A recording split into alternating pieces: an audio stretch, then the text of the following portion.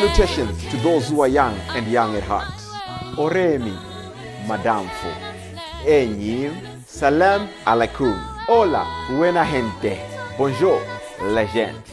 Linja dumelang. Murigaboto. Muliwanji. Murigaboto. Makadini. Karibu. Mwakaitawani. Munotambere. Welcome to Blackview SDA online platform. This is a place where your soul will find rest. Did you know every Wednesday and Friday at 6:15 p.m. we have consistent midweek prayers? Not only that, during the day from Monday to Friday, if you need a soulful song, please tune into our platform and indeed you'll find rest for your soul. On Sabbath, which is Saturday, we have services from 8:30 right up to 6 p.m. What do you expect to find? We have got the church at study, Sabbath school, music. It's story time. Even our little ones, the children, will find solace on Blackview online worship platforms. Yes, not only are they going to receive a powerful sermon for them, but including the songs, and they'll sing the songs of Zion in the comfort of your home. Yes, you are waiting for the power hour as we receive the beautiful words, the wonderful words that come from the Word of God. In the afternoon, we have got powerful discussions, not only for the young, but even for the old, as we prepare this journey on this planet Earth before the sundown. Yes, there is a sermon that will usher you into the new week as you listen to God speak to you. What are you waiting for? Tell your friends about it. Don't forget to join us on YouTube and Facebook. Like our page and subscribe to our YouTube channel. God bless you as we meet on Blackview online worship platform. Nobody can stop me. Don't you wanna go? I'm going there. Nobody can stop me. Tenzi mucha zwano imba shepa mangwa nani dino namata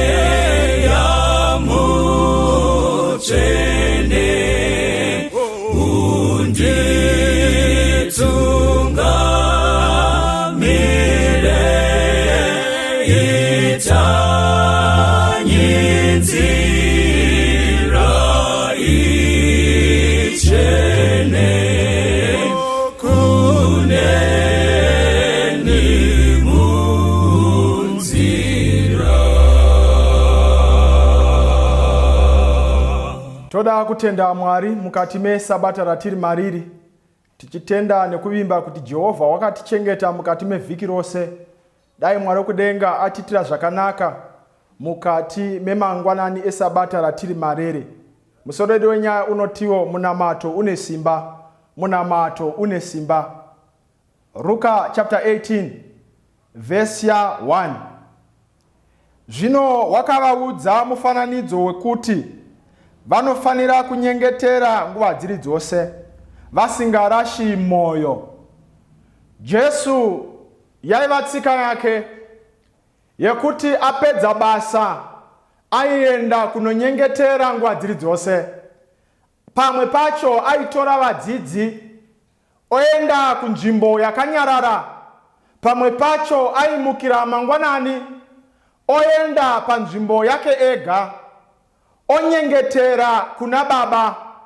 Regai ndikudzeye vanhu vaMwari, nhasi tiri vadzidzi vaJesu. Tinofanirawo kuteera matsiko ake, tinofanirawo kufamba, tinofanirawo kuwana nguva, tinofanirawo kuva nenzvimbo dzatinoziva dzakanyarara dzekunyengetera.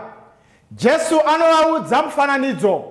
Asati avaudza mufananidzo, anotaura mashoko ekuti vanhu vanofanira kunyengetera nguva dziri dzose, vasingarashi tariro, vasingarashi moyo. Panguva dzatiri madziri, ngatiwanikwei tiri pamunamato. Panguva dzatiri kurarama, panzvimbo dzatinoshanda, patinogara, patinofamba, patinoitira zvakasiyana siyana, ngatiwanei nguva dzekunyengetera tisingarashi moyo, nekuti munguva dzatiri madziri panogona kuuya zvinhu zvinotivhunga-vhunga, panogona kuuya zvinhu zvinokuunisa, panogona kuuya zvinhu zvinoita kuti tirashe moyo. Jesu adzidzisa vadzidzi vake. Vadzidzi vanowanikwa vachirarama vari pamunyengetero nguva dziri dzose. Ndo dzidziso inofanira kuraramika matiri, yekuti iwe neni tiwanikwe tiri pamunyengetero misi yese yenguva 24/7. Mukristu ngararame pamunyengetero nguva dziri dzose. Muimba make ngamunhuwe munyengetero, paanogara ngapanhuwe munamato, paanorarama ngafambe nemunamato misi yese yenguva. Chii chakaitiwa nevadzidzi pavakasara Jesu aenda kumusoro kudenga? Vawana chipo chaMwari Mweya Mutsvene. Vadzidzi vakaramba vachinyengetera nguva dziri dzose. Mabasa avapostora chapter 3 verse 1.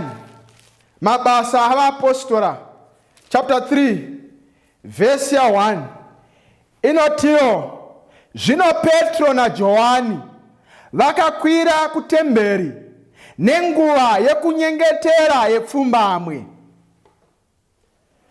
Johani na Petro vaiva vadzidzi vaJesu, vaigara vari mudhi inner circle.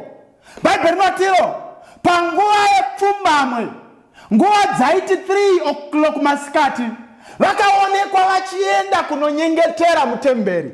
Rega ndikudze munhu waMwari, pamba pako pasinganamatiwi munorarama sei? Rega ndikubvunze munhu waMwari, pabasa pako paunoshanda panoraramika sei pasinganyengetererwi? Rega ndikudze munhu waMwari, panguva dzatiri madziri wana nguva yekunyengetera. Mangwanani, masikati, manheru, nyengetera sezvaita vadzidzi nguva dziri dzose.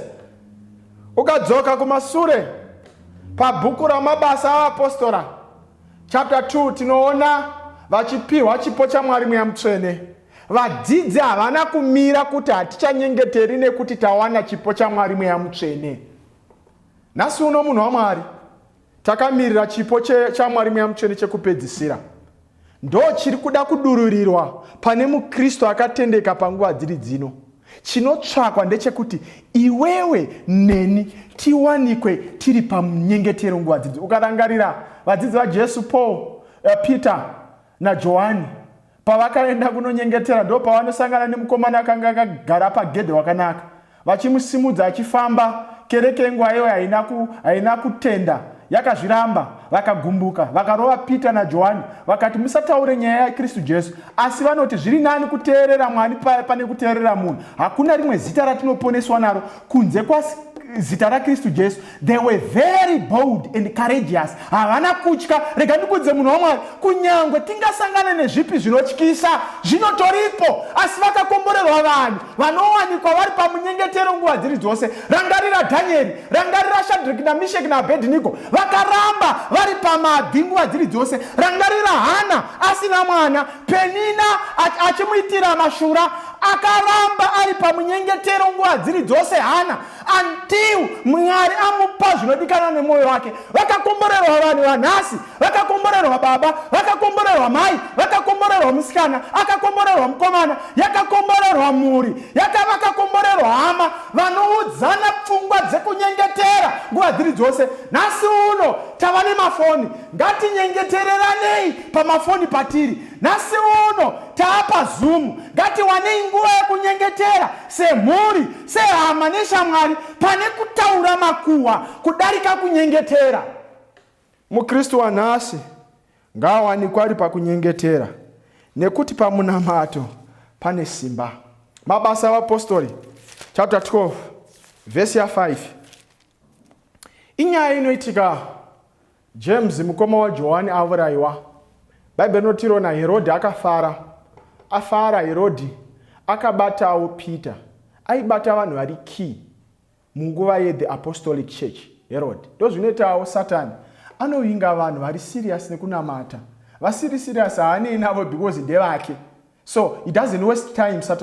Satani anotoda iwewe neni vakatendeka, ndo vaanotoda. Sezvo tichidiwa naSatani, mukristu wanhasi ngaawanikwe ari pamabvi. Bhaibheri rinotaura chitiro Peter abatwa Peter anokandigwa mukati metrongo.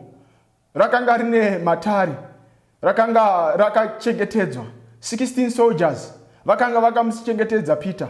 Asi Bhaibheri rinotaura pavhesi ya 5 inotiyo, Acts chapter 12 vhesi ya 5 inotiyo, naizvozvo Petro akachengetwa mutorongo, asi wakanga achinyengetererwa zvikuru nekereke kuna Mwari. Panguva iyoyo Bhaibheri rinotaura chitiro, whilst Peter was in the jail, whilst Peter akanga achitambudzika ari mukati metrongo, whilst Peter akanga asisina tariro, whilst Peter akanga achishayiwa zvekuita, Bhaibheri rinotaura chitiro kereke yenguva iyoyo yakanyengeterera zvikuru. Vakaramba vari pamunamato, havana kumira. Bhaibheri rinotiro vakanyengetera zvikuru, havana kunyengetera zvishoma, asi vakanyengetera zvikuru. Regai ndikudze vanhu vaMwari, as we draw closer to the second coming of Jesus Christ, sangano, vanhu, makristu anhasi ngavanyengetere zvikuru. Pamunamato pane simba. Munamato une simba. Nyengetererai zvikuru. Bhaibheri rinotaura chitiro, kwakauya ngirozi akarara ikamurova pabendekete. Peter akamutswa akanzande. Vakaenda vakadarika ose magedha akanga akavhara. Rega ndikudze munhu waMwari, masituation edu akasungwa neutare. Pamwe pacho ngirozi dzaSatani dzakatochengetedza. Asi kunyange zvakadaro kuna Kristu Jesu nengirozi dzake dzinochengetedza vanomutenda nekuvarwira misese yenguva. Bhaibheri rinoendera mberi chitiro, paakabuda Peter akaita kunge ari kurota, nekuti zvanga zvisina kumboitwa nemunhu. Ndo paakaziva kuti no, zvinoitwa nemutumwa waJehovha. Mutumwa waJehovha unokomberedza vanomutya nekuvarwira misese yenguva. Achienda Peter anoenda kumba, achisvika chechi iri pamunamato. Rega ndikubvunze munhu waMwari, chechi yanhasi iri pamunamato here? Chechi yekwenyu iri kunamatira here vanhu? Mhuri yekwenyu iri kunamatira here vanhu? Iwe as an individual uri kunamatira here vanhu? Chechi yepasangano revaapostoli yakawanikwa iri pamabvi nguva dziri dzose. Ukaenda kuna Acts zvakare chapter 16, chii chinoitika? It was time the second missionary journey ya Paul pakufamba kwake akashanda nevanhu vakaita sana Barnabas, akashanda nana Luke, akashanda nana Timothy. Asi pa second missionary journey anoenda kunzvimbo yeFilipo. Kunzvimbo yeFilipo kwa anosvika sei? Nzvimbo yeFilipo was part of Macedonia kana kuti Macedonia. Ukaenda mukati meBhaibheri kuna Acts chapter 16 verse ya 9 inotaura chitiro chiratidzo chikaonekwa naPauro usiku. Murume weMakedhonia wakanga akamira akakumbira zvikuru kwaari achiti, yambukira Makedhonia utibatsire. Ngirozi yaMwari yakatumwa. Pauro akarara, ndobva audzwa naJehovha kunzi enda uya kuMakedhonia uite basa kuMacedonia. Anoenda Pauro achitenda mushoko raakanga audzwa. Mubvunzo wandinawo munhu wamwari kuti kwaunoenda Jehovha anombokudana here? Anokutungamira, ndiye anoziva here nzira yaunofamba nayo. Akakomborerwa munhu asati atanga rwendo, anoenda naJesu. Bhaibheri rinoendera mberi chitiro. Vaenda kuMakedhonia, vanosvika paFiripo. Vasvika paFiripo, vanosvika pakanga pane mukadzi nezuva reSabata, vachinyengetera pavhesi ya13. Zuva reSabata rikabuda kunze kwesuo kurwizi. Pataiti vanenge vonyengetera tikagara pasi, tikavapa dzidziso. Pakauya mumwe mukadzi paungano iyoyo ainzi Lydia. Lydia aitenda muna Kristu Jesu. Achitenda muna Mwari, akagamuchira Jesu. Agamuchira Jesu anobhabhatidzwawo. Abhabhatidzwa, Lydia anokumbira kuti varume ava vagare mumba make. Vanogara for some time. Asi Bhaibheri rinobva rataura mashoko ekuti zvino takati tichipinda panzvimbo, vhesi ya16, yekunyengetera, tikasongana nomumwe musikana waiva nomweya wokuvuka. Waiwanira vatenzi vake mari zhinji nokuvuka kwake. Iye akatevera Pauro nesu, akadanidzira achiti, vanhu ava varanda vaMwari wokumusoro-soro, vanokuparidzirai nzira yokuponeswa nayo. Akaita izvozvo mazuva mazhinji. Zvino Pauro akafa neshungu, akatendeuka akati kumweya, ndinokurayira muzita raJesu, muzita raJesu Kristu, kuti ubude kwaari. Bhaibheri shoko raMwari it's very clear. Pauro aenda kubasa, adanwa kubasa, asi mweya yetsvina iri kufamba ichipembedza nekudaidzira kuti ava vanhu vaMwari. Kwete kuti yaidedzera kuti ave neadvantage Pauro mukuparidza kwake.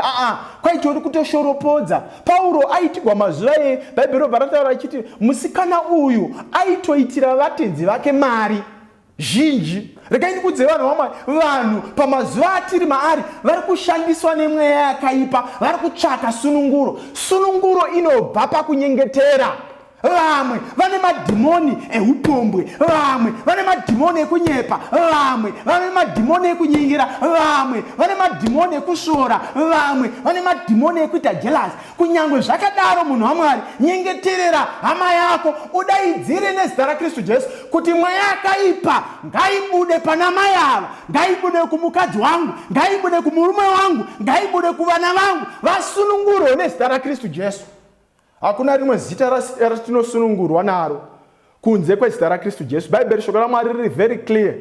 Akazvita kwemazuva akawanda musikana we achinongedzera Pauro naSirasi. Asi rimwe zuva Pauro anofa neshunga akati no, handingaregi Satani achiita basa iroro. Rangarirai kuti Satani kuna Revelation chapter 12 akakandigwa pasi, akauya pasi akanyengera madzitateguru edu Adamu naEvha. Ndizvo here kuti Mwari akati musadye muti wouziva zvakanaka nezvakaipa? Vakatenda mushoko rake nenhema dzake. Kubva musi iwowo nengirozi dzake anogona kushanduka Satani. Ane simba rake. Kunyangwe zvakadaro tina Kristu Jesu ane simba guru kudarika raSatani.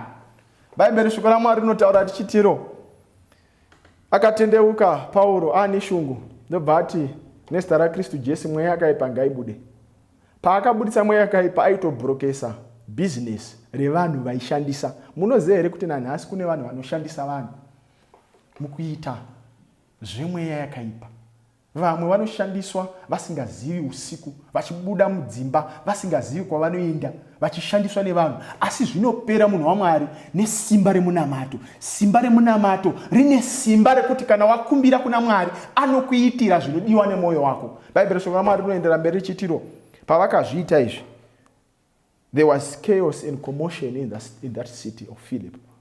Makava neruzha nebongozozo mukati menzvimbo iyoyo, nekuti vatenzi vake vakati vachizviona kuti tariro yekupfumisa kwavo yaenda, vakabata Pauro naSirasi vakavaendesa kudare pamberi pavabati, vakaenda navo kuvatongi vakati, vanhu ava vaJudha vanopesanisa guta redu vachiparidza tsika dzatisina kutenda nekugamuchira kana kuita isu vaRoma. Ipapo vanhu vazhinji vakamukira vose. Vhesi ya22, Acts chapter 16 vhesi ya22. Ipapo vanhu vazhinji vakamukira vose, vatongi vakavabvarurira nguo dzavo, vakarayira kuti varohwe neshamu.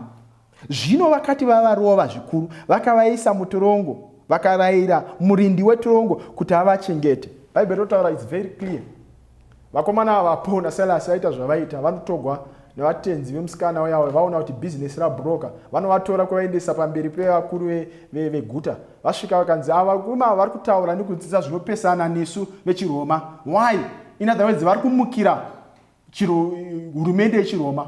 Ukanzi ngavauye pano, vanorohwa Paul and Silas. Amwe masituation atinosangana nawo vanhu vamwari, kunyangwe takatendeka, pamwe pacho tinokuwadzwa, tinotorwadziwa mukati memwoyo, tinobvarurirwa nguo dzeupenyu hwedu. Kunyangwe zvakadaro, ramba wakamira pana Kristu Jesu. Bhaibheri rinotaura richitiro, vakomana ava vakatorwa vakapinzwa mukati metorongo, vakachengetwa mutorongo remukatikati.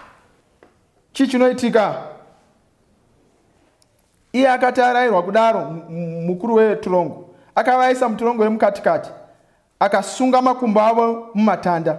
Zvino panenge pakati pousiku, Pauro naSilasi vakanga vachinyengetera nekuimbira, vachiimbira Mwari nziyo. Vakanga vakasungwa vakavaterera. Pakarepo kudengenyeka kwenyika kukuru kukavapo, naizvozvo nheyo dzedzimba dzikazungunuka. Pakarepo mikova yose yemba ikazaruka, nemisuo yavose ikasununguka. The power of prayer and singing hymns, the power of song. Tiri kuona vakomana vasungwa, instead yekuchema, instead yekupopota, Bhaibheri rinotiro vakaimbira nziyo. Rega ndikudze munhu waMwari, vakakomborerwa vanhu vanoimba nziyo mukati memasituation avari maari. Handizivi situation yako yakaita sei munhu waMwari. Nyengetera nekuimba rwiyo. Imba rwiyo munhu waMwari. Paunofamba imba rwiyo, paunofirwa imba rwiyo, paunorambwa imba rwiyo, paunosangana nesituation yakurovesa nehana imba rwiyo, nekunyengetera muna Kristu Jesu. Bhaibheri rinotaura richitiro, pavakaimba rwiyo, pavakanyengetera panenge pakati peusiku, pakava nekudengenyeka, magonhi ejera akavhurika, nevasungwa vakanga vakasungwa vakasunungurwa nekuda kwekunyengetera nekuimba rwiyo. Rega ndikudze munhu waMwari, there is power in prayer. Munamato une simba, unoita zvisingatarisirwi nevanhu. Bhaibheri rinotaura richitiro, pavakaimbira mamikova yose yasununguka, vadzidzi vakaramba varimo, nevanhu vakanga varimo vakaramba varimo. Mukuru wetorongo akati achizviona akada kutora pfumo kuda kuzvibaya. Bhaibheri rinotaura richitiro, Pauro akadedzera akati tirimo tose, takakwana. Akatsvaka mwenje ndokutungidza kuti aone kuti vanhu vese varimo here, ndokuona kuti vanhu vese varimo. Iye munhu wekuya mukuru wetorongo akati ndingaite sei kuti ndiponeswe? Akati ndingaite sei kuti ndiponeswe? Akati Pauro akati kwaari, vakati tenda kuna She Jesu. Vesi 31. Vakati tenda kuna She Jesu ugoponeswa iwe nemhuri yako. Vakaparidza shoko raMwari kwavari vose veimba yake. Vakatora nenguva iyeyo usiku akakupa mavanga avo ndokubhabhatidzwa pakarepo iye navose vemhuri yake. Bhaibheri rotaura richitiro, Pauro naSilas vanyengetera zvakaita kuti munhu aponesewe. Mukuru wetorongo, rega ndikubvunze munhu waMwari, kunyengetera kwauri kuita nhasi kunoita here kuti hama, kunoita here kuti shamwari, kunoita here kuti maneighbors, kunoita here kuti maworkmates, kunoita here kuti shamwari, marelatives ose atendeuke kuburikidza nekunyengetera kwako here? Ukaona kunyengetera kwako kusiri kuita kuti vamwe vanhu vatendeuke, kumbira Jehovha akupe simba rekunyengetera zvamazviro kwazvo. The Bible is very clear. Pray without ceasing. Ramba uchinyengetera nguva dziri dzose. Ukaidzokera kuna Luke chapter 18 verse ya 1. B yacho inotiwo nechirungu, men ought to pray always. Munhu ngaawanikwe achinamata nguva dziri dzose. Ukaenda kuna Matthew chapter 26 inotaura chitiko chakaitika panguva yaJesu. Jesu pedyo nekuenda kunororerwa pamuchinjikwa, anoenda nevadzidzi vake, anoenda kunonyengetera pamwe chete navo. Ukaenda kuna Matthew chapter 26 verse ya 36, zvino Jesu wakasvika navo panzvimbo inonzi Getsemani, akati kuvadzidzi vake, garai pano, ini ndichaenda kunonyengetera uku. Akatora Pita navanakomana vaZebhedhi vaviri, akatanga kuva neshungu nekudumbirwa. Akati kwavari, mweya wangu une shungu kwazvo kusvika pakufa. Garai pano murinde neni. Akapfuurira mberi zvishomanene, akawira pasi nechiso chake, akanyengetera achiti, Baba vangu, kana zvichibvira mukombe uyo ngaupfuure kwandiri. Kunyange zvakadaro, kurege kuva kuda kwangu asi kuda kwenyu. Akaenda kuvadzidzi, akawana vakavata, akati kuna Petro, manga musingagoni seiko kurinda neni nguva imwe chete? Rindai munyengetere kuti murege kupinda mukuyedzo. Regai ndikudze vana vaMwari, panguva dzatiri madziri, munguva dzatiri kurarama dzisinganzwisisiki, zvinotsvaka kuti tirinde, ngatiregei kurara. Munamato ngauve unofemewa mumba menyu. Munamato ngauraramike mandiri nguva dziri dzose. Munamato une simba. Toda kunamata nemunhu anoti, Mwari, ndipeiwo simba rekunyengetera. Ndanga ndakuneta, Mwari, chindipaiwo simba, ini nemhuri yangu, ini neshamwari dzangu. Ndipeiwo simba as an individual. Nguva yekumuka ndichinyengetera, nguva yekuti ndirare ndichinyengetera, nguva yekugara kwangu kubasa ndiwane nguva yekunyengetera. Munamato uraramike mandiri. Jesu anobvunza vadzidzi, matadza here kurinda kwekanguva kapfupi? Ndinokumbira kwamuri kuti nyengeterai, rindai munyengetere nguva dziri dzose. Pray without ceasing. Kana ari pakadaro anoti, Mwari, ndipewo simba rekunyengetera, ndiri kuritsvaka. Ngasimudze ruoko rwake apo tinonamata. Mwari Baba vari kumusoro kudenga, tadzidza pfungwa yekutaura nemwi. Vamwe takuneta nekuda kwemasituation eupenyu atiri maari. Vamwe hatisisina nguva yekunyengetera nekuti tiri too busy nekutsvaka chekurarama, nekutsvaka mari, nekutsvaka cheupenyu, nekuda kuriritira mhuri dzatinadzo. Asi imi Mwari matiudza mukati menguva ino kuti tingashaya here nguva imwe chete yekugona kurinda tichikupaiwo nguva yenyu. Patinokupaiwo nguva yenyu Mwari, nemiwo munotipawo nguva. Chitibatsiraiwo, tipeiwo simba panguva dzatiri kurarama, nguva dzinorwadza, nguva dzinochemedza, nguva dzinopedza mazano. Tipeiwo simba rekunyengetera nguva dziri dzose. Nyasha nengoni dzenyu Mwari dzirambe dziri pamusoro pedu, muchitipa simba irori. Tonamata kuburikidza naKristu Jesu. Amen. Nguva yekunamata, moyo unovawa, touya kuna Jesu, ponesi wedu, nekutenda touya kuchishangu chedu. Ora pawa wakaneta, shakanaka kuwayo, mukunamata, tinokomborerwa. Ora pawa wakaneta, shakanaka kuwayo, nguva yekunamata, tenzi oswedera, anetsitsi kunzwa vana vachichema, zvese tinozviisa pamakumbo ake. Ora pawa akaneta, zvakanaka kuwayo, mukuna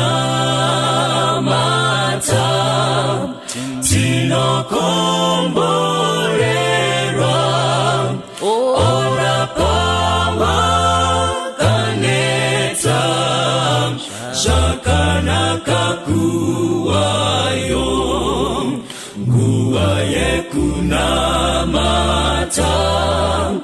apo vanoyedzwa toisa kuna tenzi